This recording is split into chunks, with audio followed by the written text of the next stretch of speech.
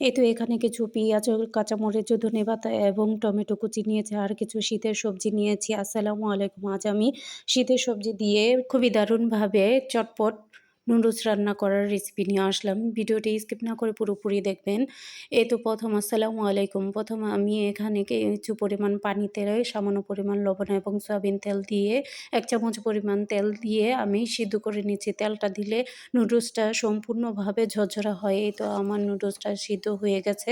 দেন আমি এগুলো ছেঁকে পানিটা এক্সট্রা করে রেখে দেব। এরপরে একটি কড়াইতে আমি খাঁটি সরিষার তেল ভালো মতন গরম করে এখানে পেঁয়াজ কুচি এবং কাঁচামরিচ আমি ভেজে নিচ্ছি। এই শীতের সময়ে যে কোনো সবজি দিয়ে এই নুডলসটা খেতে খুবই মজা লাগে। সাধারণত আমরা ডিম দিয়ে বা মাংস দিয়ে খাই, এভাবে ডিম আর সবজি দিয়ে খেতে খুবই মজা লাগে। আমি সামান্য পরিমাণ লবণ দিয়ে ভেজে নিচ্ছি। এরপরে আমি এখানে মাত্র ২টি ডিম দিলাম ভেঙে। ডিমগুলো দিয়ে ভালোভাবে এই পেঁয়াজের সাথে আমি ভেজে নিচ্ছি, যাতে কাঁচা গন্ধটা না থাকে। সাথে সাথে যদি আপনি মশলাটা ইউজ করেন তাহলে ডিমের কাঁচা গন্ধটা থাকে। এই তো ডিমটা যখন ঝুরা হয়ে গেছে, আমি এখানে ১ চামচ পরিমাণ মরিচের গুঁড়ো, সামান্য পরিমাণ আদা রসুনের পেস্ট দিয়েছি। এরপরে আমি ১ চামচ পরিমাণ ম্যাগি মশলা দিয়ে টমেটো কুচিগুলো দিয়ে ভালোভাবে নাড়াচাড়া করেছি। এখানে আমি সবজিগুলো দিয়ে দিয়েছি।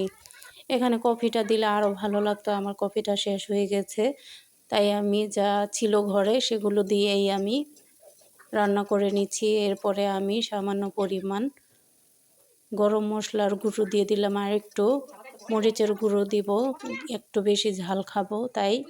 এই তো আমার পানিটা রেখে দিয়েছিলাম নুডলস ছাকার, ওই পানিটা দিয়েই আমি সিদ্ধ করে নিচ্ছি। এই তো যখন সিদ্ধ হয়ে একটু একটু যখন পানিটা রসালো থাকবে, তখনই আমি এখানে ছেঁকে রাখা ওই নুডলসগুলো দিয়ে দেব। পানিটা যখন একেবারে শুকিয়ে যাবে তখন দিবেন না, এরকম পর্যায়ে আসলে দিবেন, তাহলে একসাথে মিক্স করে নিলে সুন্দর পারফেক্ট মতন হয়ে যায় নুডলসটা। খেতেও খুবই মজা লাগে। এরপরে আমি এখানে ধনিয়া কুচি দিয়ে দিলাম। ধনিয়া কুচিগুলো দিয়ে আমি খুব ভালোভাবে মিক্স করার আগে এখানে আমার বানানো ম্যাগি মশলা আমি ২ চামচ পরিমাণ আবার দিয়ে দিলাম। কষানোর সময় আমি ১ চামচ পরিমাণ দিয়েছি। এখানে কিন্তু সামান্য পরিমাণ গরম মশলার গুঁড়ো দিবেন, তাহলে টেস্টটা আরও বেশি ভালো আসে। এই তো দেখুন কতটা ঝরঝরা হয়েছে এবং খুবই জুসি এবং স্পাইসি হয়েছে। নুডলসটা আসলেই খুবই মজা লেগেছে খেতে। আপনারা ট্রাই করবেন এরকম ঝাল ঝাল সবজি দিয়ে, শীতের মৌসুমে যে কোনো সবজি দিয়ে। আমাদের মতো কারা কারা নুডলস প্রেমিক আছেন কমেন্টে জানাবেন। আমার তো খুবই নুডলস ভালো লাগে, বাচ্চাদেরও। ভিডিওটা ভালো লাগলে লাইক কমেন্ট শেয়ার করে দিবেন। আল্লাহ হাফেজ।